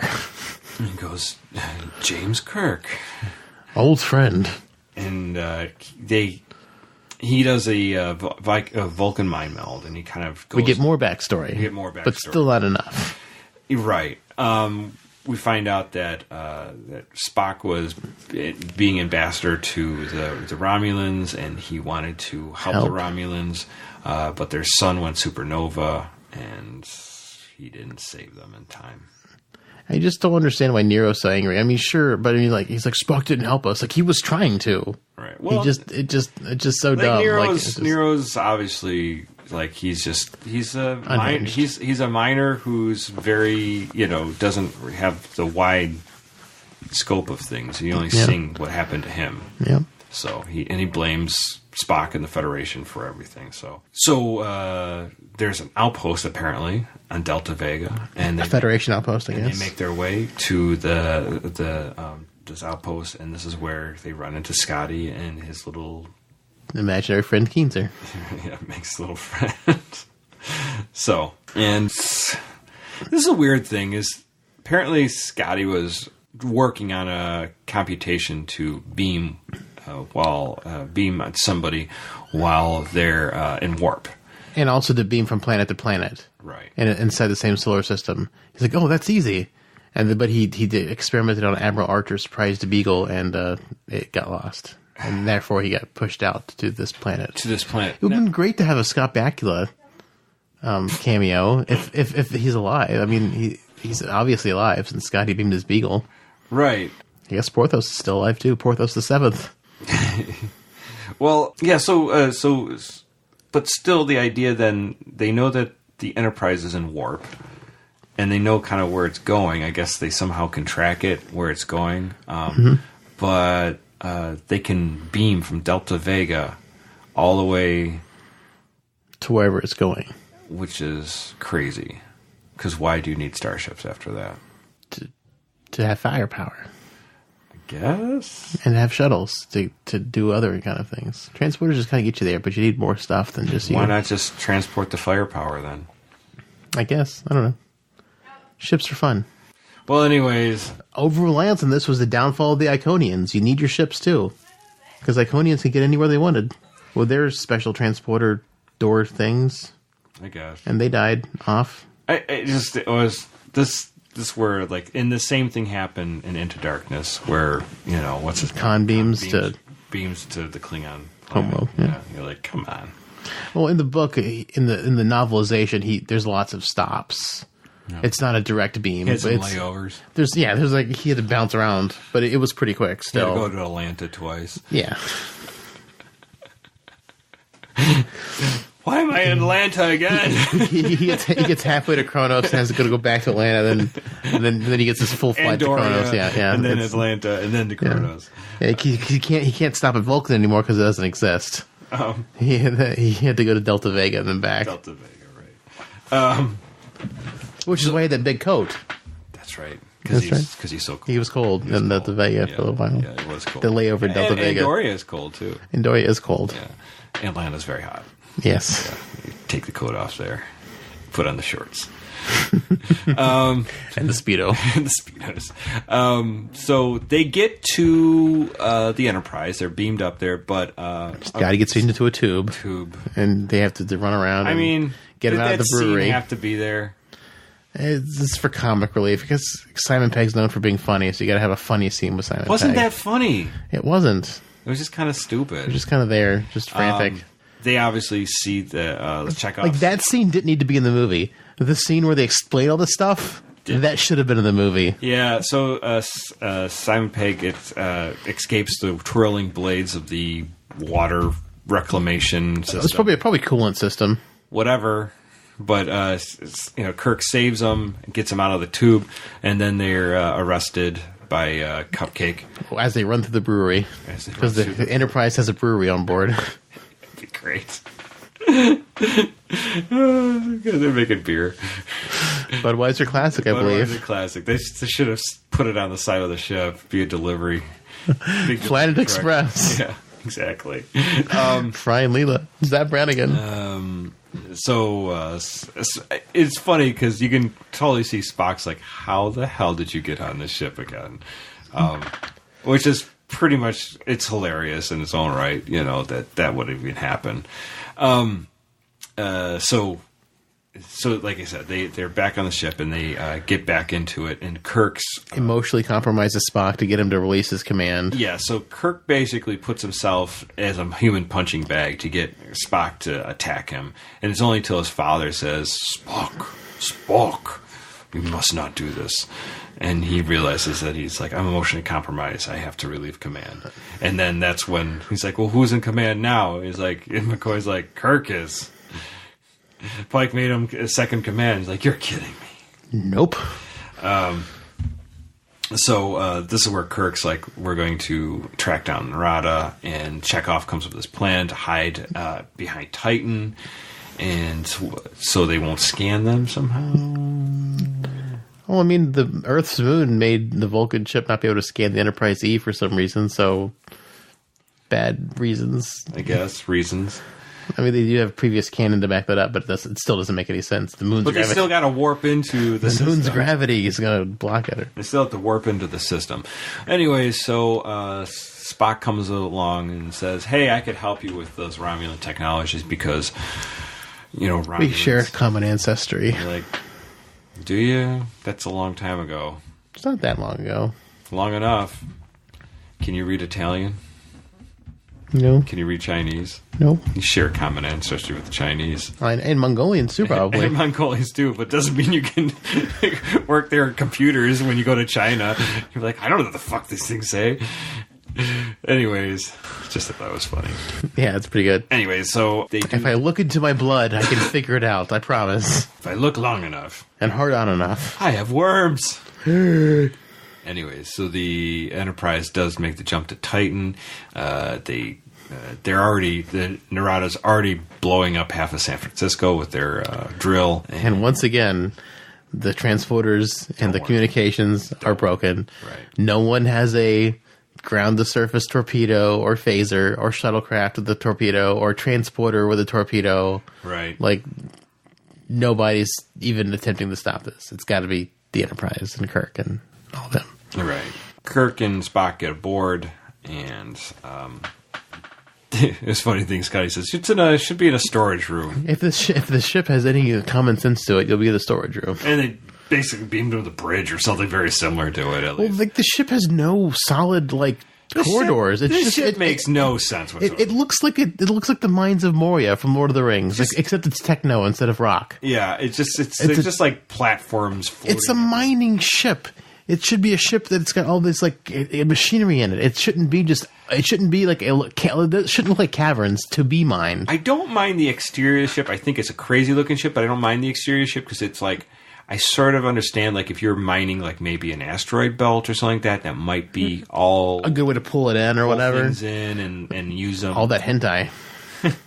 Yes, all the hentai. So, but if we pull all those things in and they could, mine and process all that stuff, but the ship itself just inside looks crazy. It makes zero sense. Yeah. From a standpoint of logic. So during that firefight, get rid of a bunch of Romulans, and then they find Spock's little ship and the jellyfish, and and then they find the.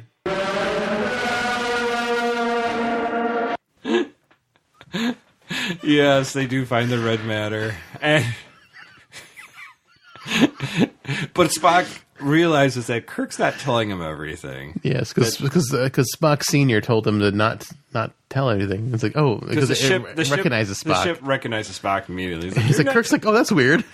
Isn't that weird? He says, you're not telling me. He's like, look, I can't tell you everything, but it's all going to work out. Don't worry about it. And Spock's like, if I don't see you or her before, if I don't make tell her it, I love her. And he's like, don't tell her I'm gay. I'm gay for bones. But I want to give him more than just bones. But Spock's like, it's going to work. Don't worry about it. It's going to work. I thought it was funny. Just that little. Yeah, he's like, it's a good exchange. I mean, the actors are good. It's just the script is a mess. I love the casting. Yeah, the casting's great. Everything in the casting is amazing. I have some qualms about Kirk sometimes and Spock, but the casting itself, very well done. But the qualms are mostly probably from the script, though. A lot from the script. So Spock takes off with the ship and starts blowing things up, and then he blows a hole through the ship, and then he goes down to get rid of that the drill and knocks that out. During that time, Kirk fights with Nero and the first officer, and he does get the jump on the first officer when he's choking him out. He goes, I got your gun. And he shoots him. So. And then Nero runs away from Kirk because he hears that Spock has got the jellyfish. He's like, Spock! He's doing con, but Spock! Spock draws him away from it. I don't know. Were they out of the solar system or were they within? I'm assuming they must have left the solar system. I guess they left the solar system because they are dropping a black hole in the middle of the solar system. So I would assume they leave the solar system a little bit. A little dangerous. Because because Spock is going to use the jellyfish so they can deploy.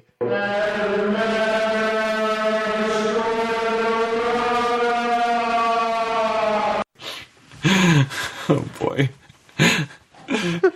How many people have stopped listening now? Red matter. That's the ongoing joke if you haven't figured it out yet.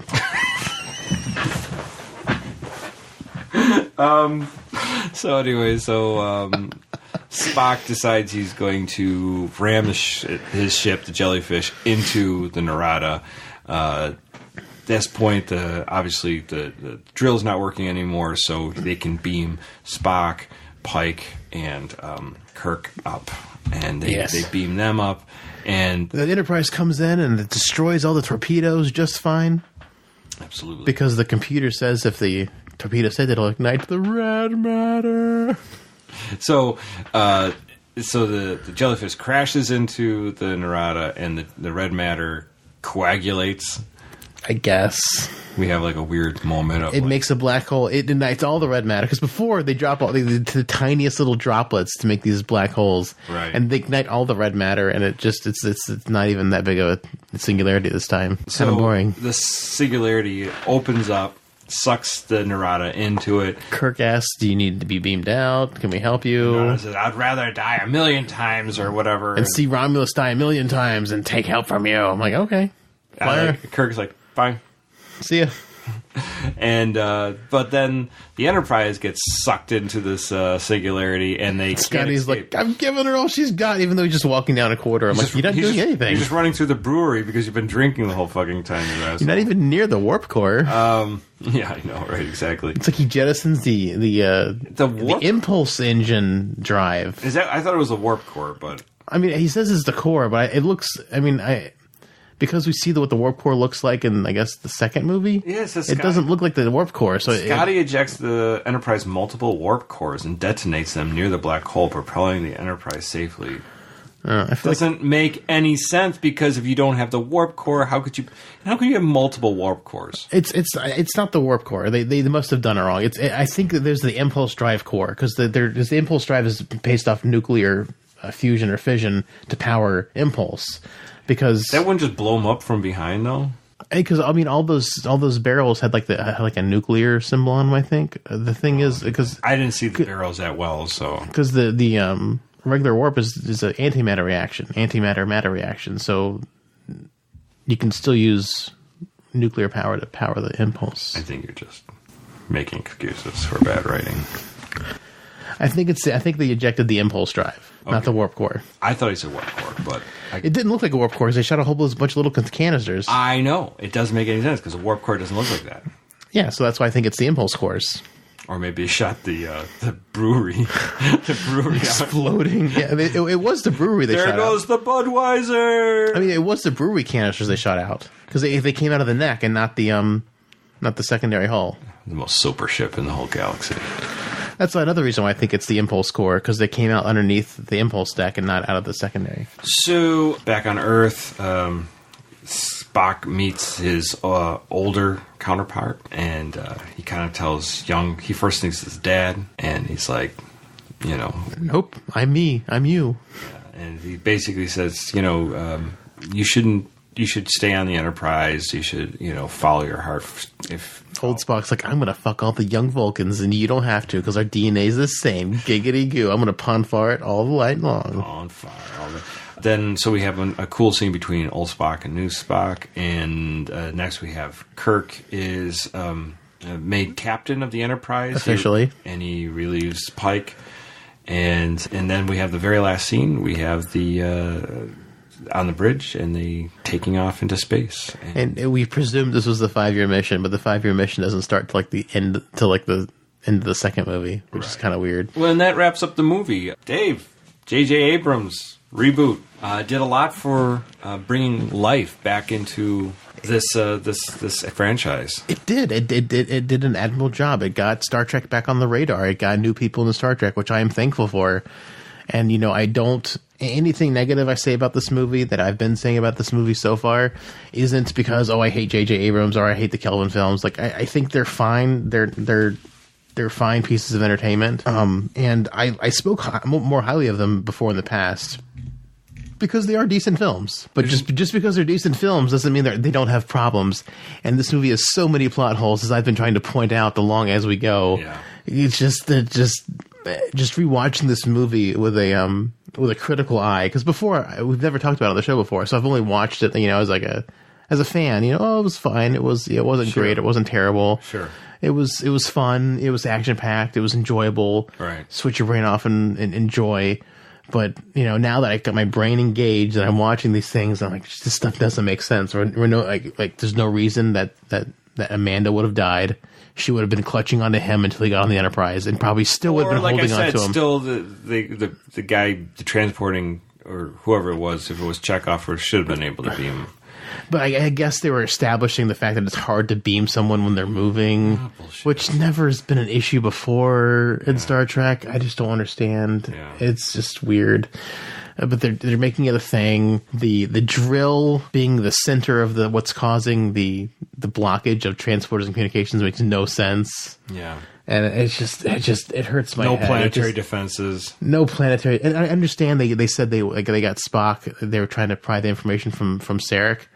But still, even if they dumped the planetary attention, can't Starfleet come up with some kind of plan B? Right. Like beam the torpedoes. Beam the torpedoes. Yeah. Planetary, like a setup of pull an old gun, an old phaser bank that's not being used, out of storage, and just aim it up there and shoot it manually. Something. You're just sitting there I guess we're just gonna watch this happen. It's like fireworks. They're just blinded by the fact that anything bad can happen. There are a lot of plot holes in this movie. I mean, little ones and kind of big ones here and there. I mean, it's fine. It's a decent enough movie, but it's got lots of issues.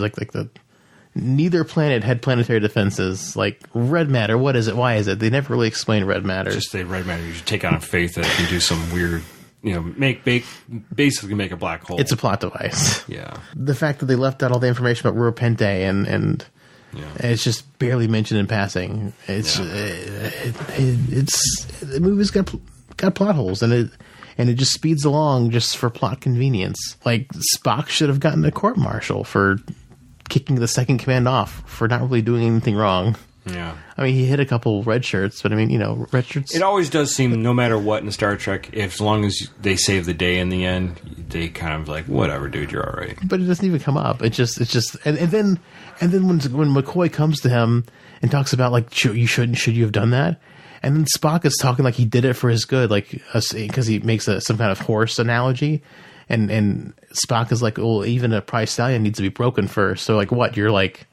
You're grooming him, to be better than he is. Like I just, like he didn't think that. He was just trying to get him off the ship, and now he's like trying to make it like he's like, oh, I'm trying to make him better. Like it just doesn't. Nothing makes sense. Like so much, it just becomes plot convenience for plot convenience, and Nemesis and especially Insurrection are huge on that. Where like stuff happens because plot has to happen.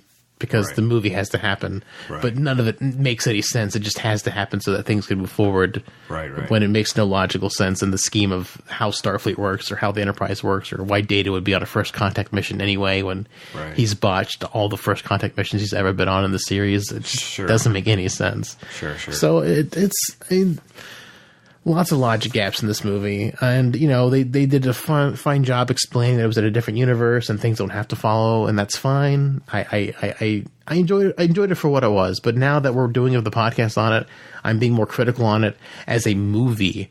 I'm not dumping on it because it's JJ. I'm just being critical for the plot holes that don't make any sense. Mm-hmm. I'm not a hater of the Kelvin universe, and I think Beyond is probably the best of the three films. Beyond was great. I really enjoyed it. Mm-hmm. What about you? I think one of the saving things about this whole movie is the casting is brilliant. Everybody in this is so well done. I mean, from Zachary Quinto to Pine, everybody's great. Carl Urban. They just love Carl Urban. Even the guy who plays Pike. Christopher Green. He doesn't totally remind you of Pike, but you're like, yeah, I could see him. It's a decent version, and I like that they brought Pike into it at that point. So there's a lot I really do like about that. I like, I think I can't remember where I heard it, but it basically, Pine was worried that he didn't want to do Shatner. He didn't want to do an impression of Shatner. Mm-hmm. And he had to do it his own way. And I respect that. I don't think you could do Shatner. Which is weird, because everyone else is doing an impersonation. Because Carl Urban's doing a really great DeForest Kelley impersonation. But and Anton Yelchin is doing a great Walter Koenig being, and even doing a better job than Walter Koenig did with the Russian stuff. He did, and the only one probably was Sulu. Wasn't really doing much of a decay. Yeah, he just also Uhura wasn't doing Nichelle Nichols. No, but Nichelle never did had anything like didn't have any strong personality traits. Just was like she was there, and so she's a strong woman, but I mean, other than being a strong woman, there was nothing. There's nothing you could say point to distinguish that that's like Simon Pegg is being a Scotsman, obviously. Yeah, he's even laid it on thicker than James Doohan did, because James Doohan wasn't like, he just knew how to do a Scottish accent, but like, he's Canadian, isn't he? Yeah, but Simon Pegg is actually from the UK, so he's got the different dialects down. Like he's doing a more legit Scottish accent, which is kind of fun. I get that obviously Kirk is different. He doesn't have his father to help him, to guide him through life. We got a little younger Kirk as well, so he's a little more wild. We don't have the tempered Kirk that we see in the original series and into the movies. So and we never get the tactician Kirk. I would love to see them do like Balance of Terror on a larger scale in the movies. We've never seen Tactician Kirk at any point through all these last movies. I mean, with Into Darkness, we just see him. He's so much of a hothead. He reacts in the movies, and he doesn't think before he leaps. And I know that was one of Pike's things, but there also has to be a time when you leap and time when you say, well, let's think about this for a moment. So. And it's even beyond. It's still very much reactionary. Exactly. So casting really well done. As all the stated points that we've said, the script moves along and it keeps the story going. I don't have any problem with any of that. There are just glaring issues when you stop and think for a minute. And then lastly, as you know me, it does not evoke the true spirit of Star Trek in my mind. It doesn't make you go like, oh wow, I'm walking away with a different perspective. There's no message. There's no message. It's action schlock. And I gave this movie a pass when it came out, and I still do, just because they had to start somewhere. You had to kind of retell the story. You had to tell it to a younger group of people that never. And it also came at a time where origin films are big, and the origin films are still big. You know, you just got Black Panther like 6-7 months ago. You know, like. I mean, and we're getting Captain Marvel, like, in March? Yeah. So these are going to be origin stories. We're still getting origin stories. And Star Trek Star Trek 2009 came out during the time where origin movies were kind of starting. Right. No, but my point only being you kind of had to. Because there was, like, guys like us, sure, we're embedded. They knew we were going to show up, but they wanted to get those young kids to start watching, audience, and start knowing who this crew was and what the Star Trek franchise is. I don't think it really did anything for the franchise. I think other than just giving a boost in the arm, I don't think the people that go and see it like a young kid, I don't think they're inspired like we were inspired when we got hooked into Star Trek. I think they're... Or at least not in the same way. Not in the same way. And that's the issue. That's really the crux of where I walk away from it and go like, it's fun, it's funny, and it looks beautiful. It just doesn't have any message, doesn't have any afterthought to it, doesn't have anything to make you go like, wow, that's... there's no layers to it. Like, I mean, there's... What you see is what you get. You know, like, I always bring up Wrath of Khan. I see multiple layers in that movie, even as I get older. Mm-hmm. You know, as I see do things I never would have saw before as a kid. You know, so... There's more nuance to it. So much more nuance. And I don't... Maybe it's just the... And I notice this all... So it's also modern filmmaking, too. Yes. There's no nuance in anything anymore. Nobody gives the audience the benefit of the doubt that, hey, you know... We can think on our own. We can think on our own, and we can also... You don't have to be over the top with things. Mm-hmm. You can give an understated performance, and it leave it for interpretation. Yes, I mean even like with Event Horizon, like as much as I know you weren't a super big fan of it, but that movie is more nuanced, Absolutely. Way more nuanced in this movie, and that's saying a lot. I mean, there's lots of things to say about it, but I don't hate this movie. I do enjoy this movie. Into Darkness, I have a lot of problems with. I like the first half of Into Darkness, and I think it falls apart in the last half. But there's parts I enjoy. I still enjoy the cast and crew. I thought Star Trek Beyond was a very fun movie. I think it went out on a limb and made a lot of...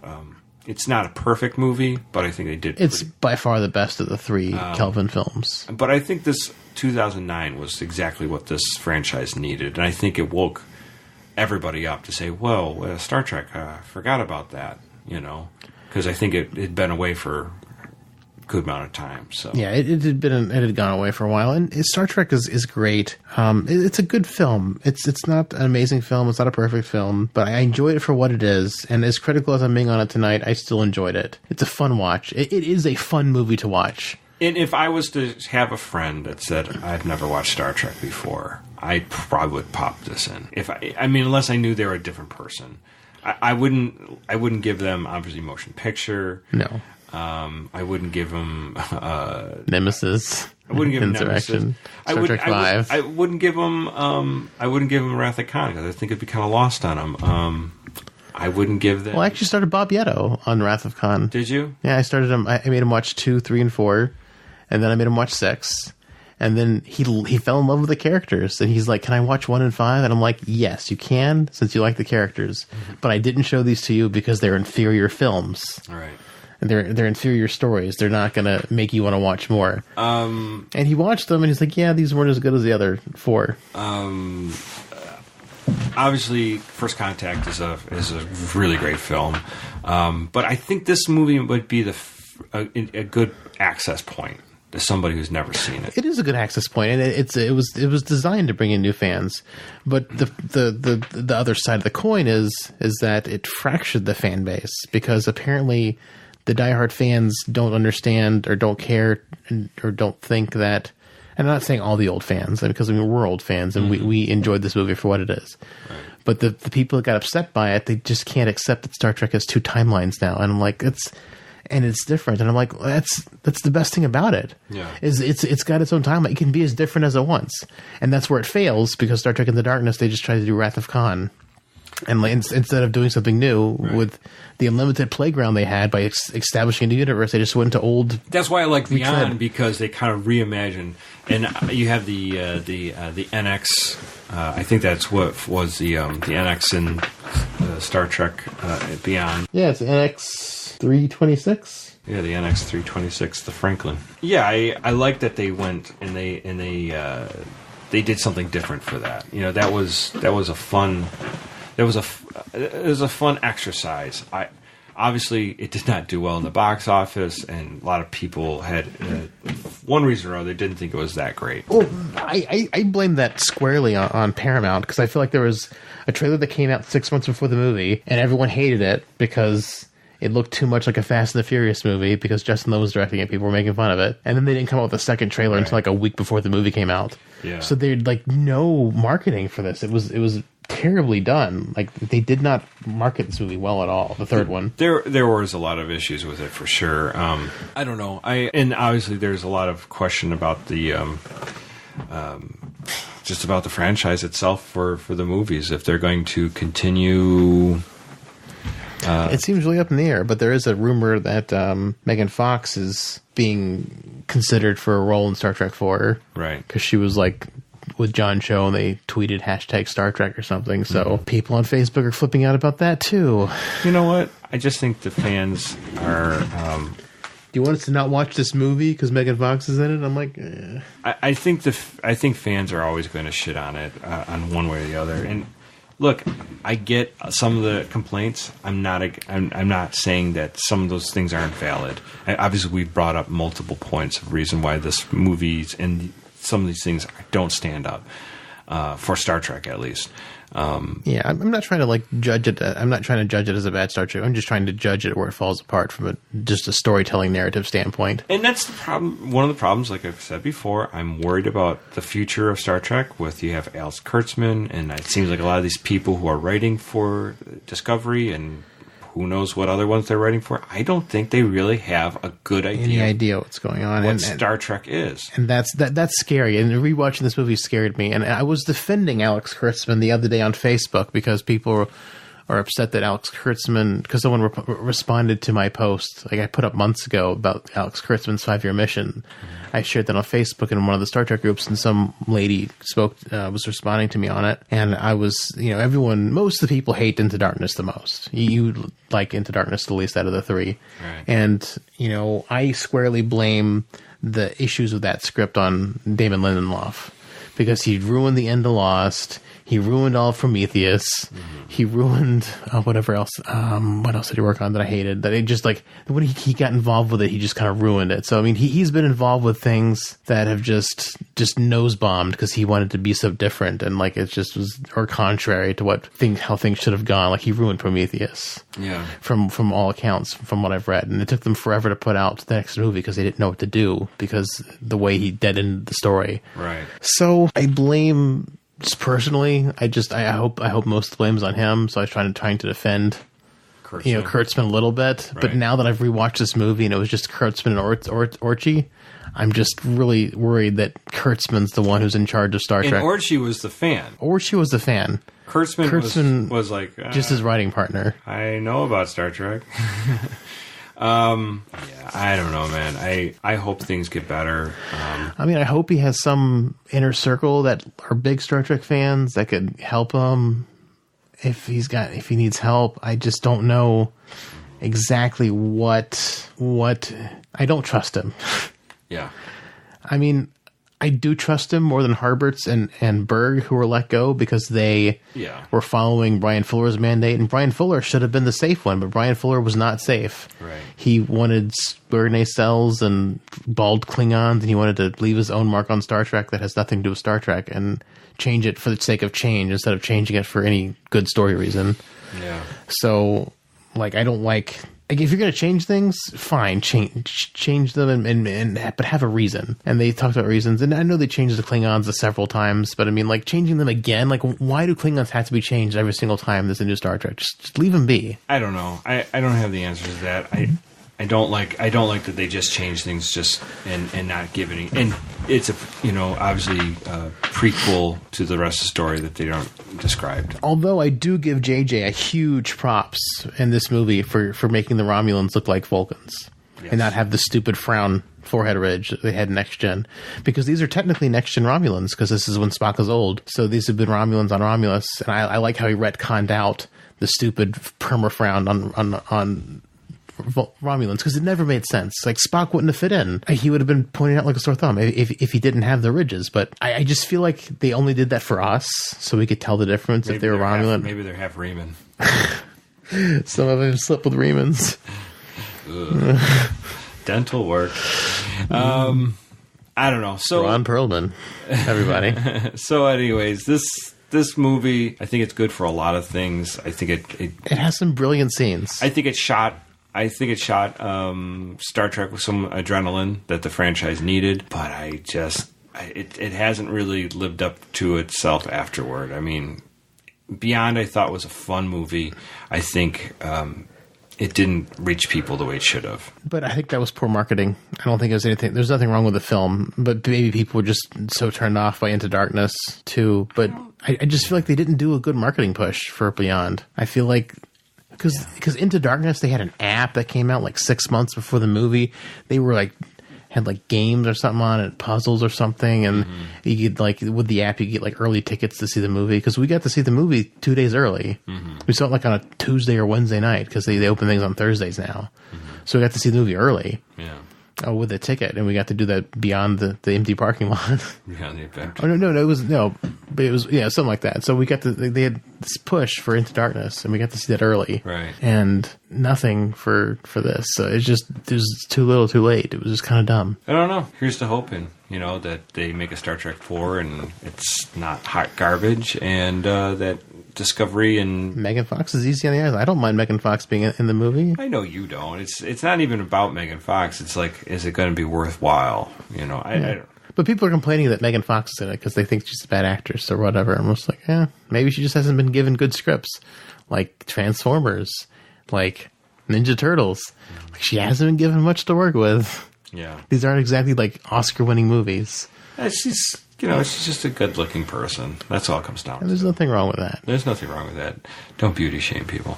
Anything else we want to put out for this movie? I don't think there's a lot to say. I think we've said most during it. I just think we're in the same boat one way or the other, that we're like... I'm a little bit more worried for Star Trek now with Alex Kurtzman. I was worried before because I didn't fully trust him. And then you watch this. After rewatching this movie, I'm just like, I'm more worried about Alex Kurtzman being in charge of Star Trek. Shit. It was all there. I was just caught in the hype at the moment. Yeah, and then, like I said, like, the Enterprise is just so ugly. Especially, like, I didn't mind the Enterprise at first in the JJ movie. I was like, oh, it's a nice reimagining. It's nice. It's kind of weird, but the nacelles are kind of big. But it's not bad. And like, if they would have just sized down the nacelles and made them more proportionate to the rest of the ship, I think it would have been great, because I like how sleek the rest of the ship looks. I like the neck, how it swoops. Everything else looks pretty good. Just the nacelles are too damn big. And then after seeing the Discovery Enterprise reimagined, it's perfect. It's what a reimagined Enterprise should look like. Yeah, I think so. Right. I don't know. Well, we hope things turn out. Yeah, we're looking forward to Star Trek 4 and Discovery Season 2, and we'll be reporting on them as soon as we see them. Big nacelles or not. Big nacelles or not, indeed. Well, our intro is provided by Dave Wilkes. The rest of our music is provided by Warp11. You can find them at warp11.com or Warp11 on Twitter. The show you can find online at synthaholics.com. Shoot us an email at synthaholics@yahoo.com. Remember, we're doing the 200 episodes, so we want your crazy Star Trek theories. However crazy they are, you send them an email or send us an audio file. Either one will work. Absolutely, it'd be fun. You can find us on Twitter at Synthaholic Duo. Personally, I'm at David_J_Duncan. Aaron's at Blackbird 2004, and Holly's at Lunar Thistle. Please go to Apple iTunes, rate and review us there. That's preferable to get us noticed by the Apple machinery, so more people can find the show. Also, if you could go to our Patreon.com/Sensaholics, drop us maybe $1 a month. That's not a lot to ask to help keep the podcast going. And also, as always, tell somebody about us. Tell us that we're trapped in this room.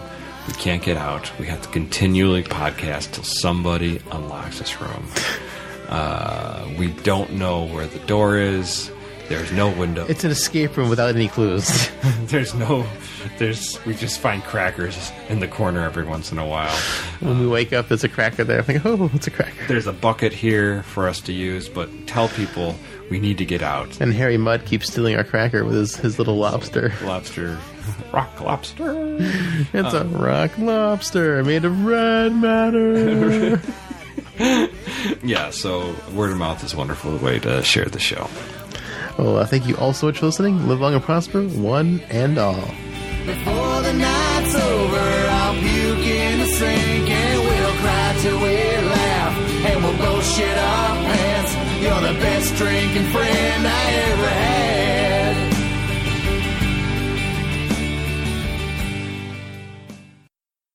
had. So many red matters. Red matter. That's funny. I hope it comes out funny.